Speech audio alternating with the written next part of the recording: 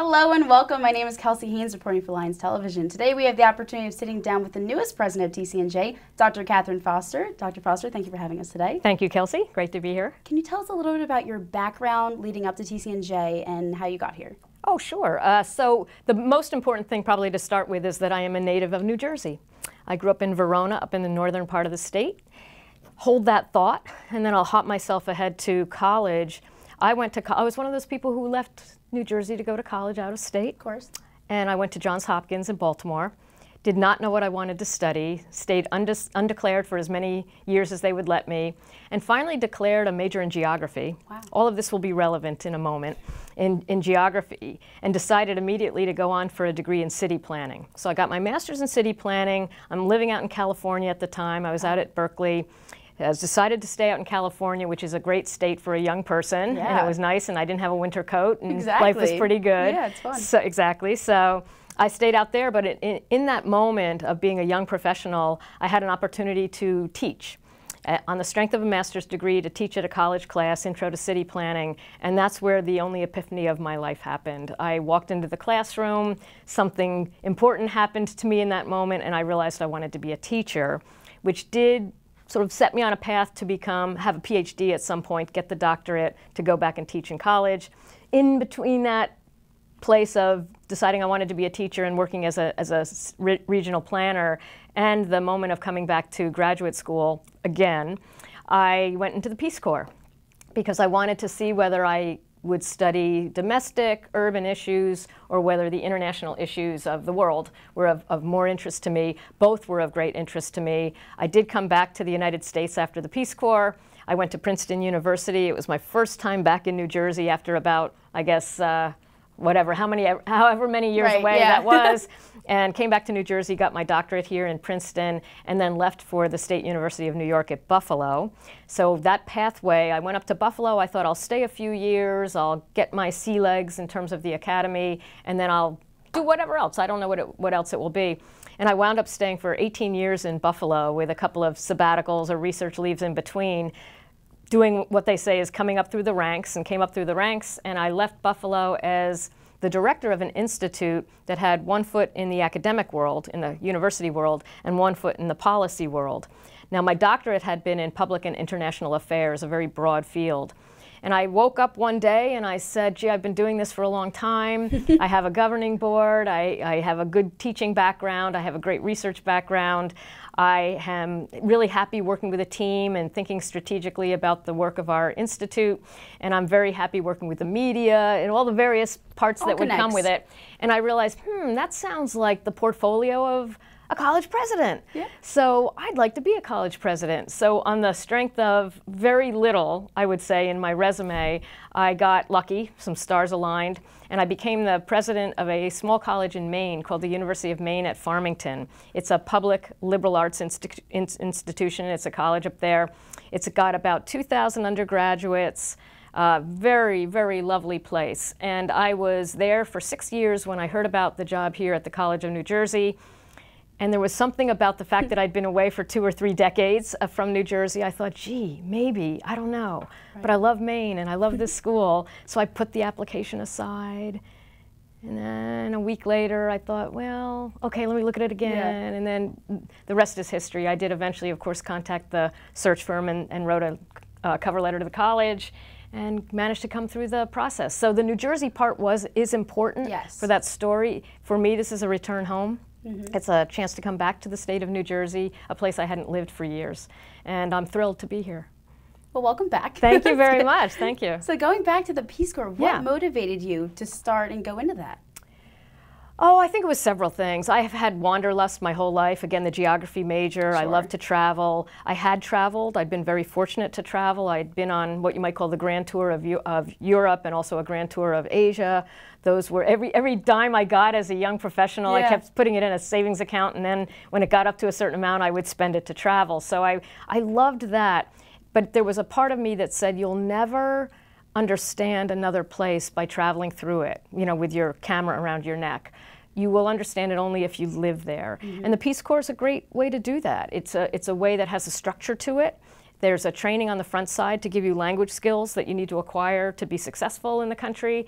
And I thought, well, let me see what happens. Now, when I did apply to the Peace Corps, I was interested in going back to Asia. I loved the Asian countries I had been to. I was intrigued by the cultures and the languages. I was excited about returning there. The cities are very interesting.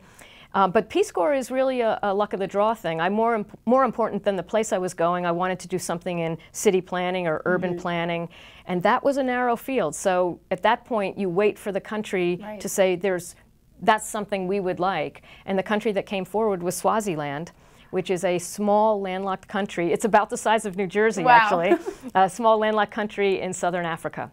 And so when they came a-calling and said, we have this position in our capital city in a ministry, would you be interested? I said, yes, I'm interested.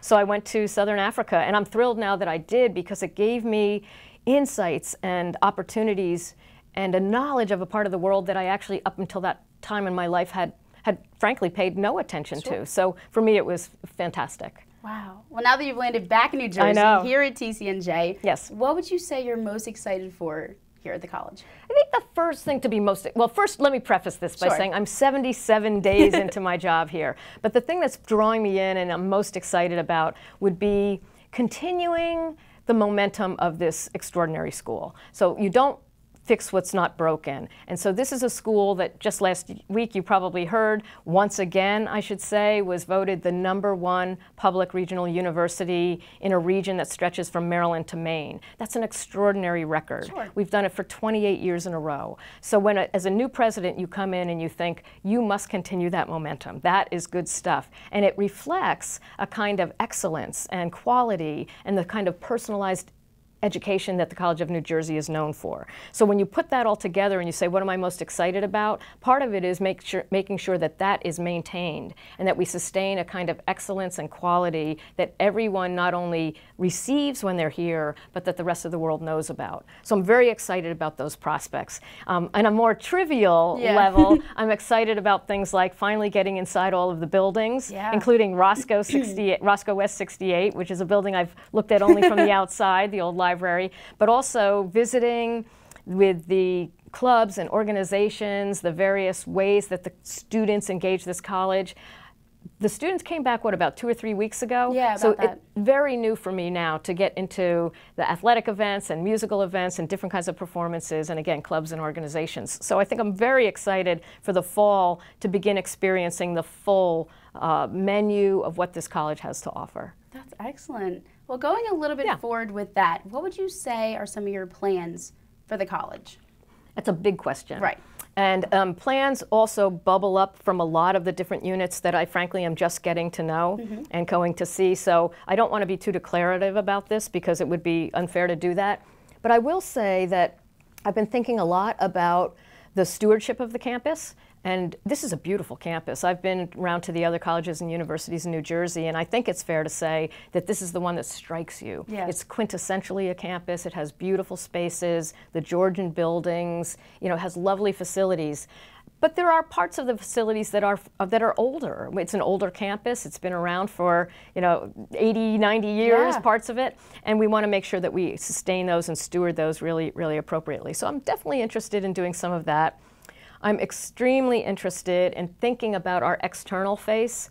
So much of what we do on a college campus, whether we're faculty, staff, or students, is about what's happening on the campus. But I want to think also about our various partners, corporations, our alumni, our friends in the legislature, people in the media, making sure that the story of the College of New Jersey is as well known out there as it is here. Because a part of our excellence will come also from people being able to hear the College of New Jersey and immediately think quality and excellence and really community and a sense of place. So all of those things would come together around that.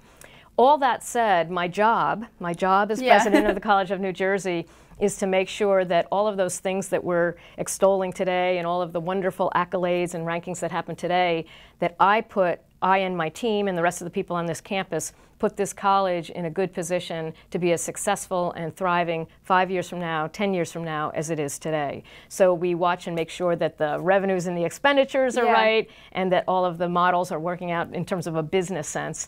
We make sure that we're healthy and well. The strategic plan was developed a few years ago on this campus, and I want to honor that. So that plan calls for making sure that we attract and retain talented student, faculty, and staff. That's a great part of a vision. That's a wonderful thing to be doing. And when you think about attracting and retaining people, you make sure that the campus itself is diverse and inclusive and well and healthy and safe and sustainable. So all of those good words that we use also have parts to them. And to make sure that that is a real thing and not just a dream or an idealized sense of what a college could be, you go out and you do the hard work to execute around those goals. Okay, so going back a little bit, I know you talked about improving some of the buildings, but is there anything else in particular that you would think you would like to improve here at TCNJ? There are a few areas that people have come to me and have said we'd like to, for example, make sure that the honors program is strengthened. We'd like to make sure that we have interdisciplinary majors. We'd like to think about all of the programs that have pathways to professions and pathways to graduate school and make sure that they are as relevant today as they were when they were put together. All of those kinds of things happen on the academic side of the aisle. And I have a provost and a vice president for academic affairs and a set of deans and academic leaders, faculty members, all of those folks who help to realize that and make it come true. So we'll be taking a close look at all of that and working closely with students, because students are what we call the demand side for coming into college. And if students are coming in saying, this is what I'd really like to do, I'd like to marry this art degree with a business minor and put them together to be an arts administrator, for example, or gee, I'd like to take computer science and business and a couple of other fields and do a cybersecurity emphasis, or I'd like to do forensic science, all of the various possibilities that marry fields together. That's a very exciting frontier for the College of New Jersey, and so that's something that we will be looking at really carefully. Which is so great to have TCNJ like stand out apart from other schools to have that opportunity here, and if you want to implement that, like, all the better. Yeah, I think it is all the better. And there's one thing that, based on my history that I told you about before, that is less possible for students coming to the College of New Jersey today, and it is something I'll take a look at, and I want to find out how others feel about it. When I went into college, age 17 or 18, whatever you are, in the fall of that first year, I had no idea what I wanted to do. No idea. I knew I wanted to be at a good school. I knew I wanted to be around other people who were academically curious and sort of intellectually stimulating. I knew I wanted the full body experience of curricular and co-curricular opportunities. But I didn't know field-wise. I had multiple interests. I liked the sciences. I liked humanities. I had a whole lot of things going on there. So I would like to work with the faculty and the academic leaders here and the students here to say, would there be interest in really two different kinds of things? One, coming in undeclared. I mean, truly undeclared, not even open access into a certain school here, but really come in and say, I'd like to use the first year to explore, to get some experiences, to build some skills, to get some content, but to test around a lot of courses. So that's a romanticized vision of college. That's one thing. And then on the flip side of that would be to say, we have at the College of New Jersey the option of doing a self-designed major. Self-designed majors can be really exciting. They take a kind of intellectual discipline and rigor because you have to put it together and find faculty members, find courses, maybe find some independent studies, find some experiences and internships that work for you. So I'd like to make sure that that possibility, called a self-designed major, is something that more people take us up on, if you want to put it that way, and pursue. So that would be exciting as well. That's great. So looking forward a little bit, what would you say your vision for TCNJ would be? You know, vision's a big question there, but I certainly have the vision of what I said earlier, which is to make sure that all of the excellence here remains excellent 5 years from now and 10 years from now. But what that will take is the investigation of, and I think some really smart thinking about, what would put any college that does public liberal arts foundation with all these professional fields, what would it take for a comprehensive school of mid-size to be thriving 5 years from now? And maybe what it will take are some of the things that we've been talking about. And maybe what it will take is a hard look at, do we want to pursue some graduate programs? We have graduate programs here. Do we want to set up some additional ones? Do we want to have pathways for students who are undergraduates now to go straight into a graduate program here at the College of New Jersey? Do we want to have those 4+1 programs, 4+2 programs? Already the college has the 7-year MD, the sort of BS, I guess it is, MD. That's an exciting kind of prospect for a lot of people. Do we want to do those same kinds of partnerships with other schools? Do we want to build some of those by ourselves? So All of that can be part of a vision, but again, the vision comes in part from people saying, where are we strong? What do we care about? What kinds of things would we be excited to pursue? And then you make sure you sort of drive in the direction that horse is going, if you want to put it that way.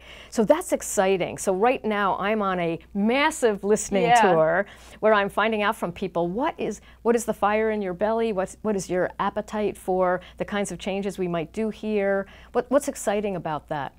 There is another part of a vision that's true for really any college and university now, and that says we use this campus intensively from about late August through about mid-May. And we don't use it as intensively in the January term or in the summer. And yet it's beautiful here, beautiful. So part of a vision might be, what are the kinds of relationships and partners and different organizations that we want to have with us on campus, and knowing about the College of New Jersey, and how can we take advantage of this beautiful campus and the facilities that we have here in the summertime as well. Yeah, right.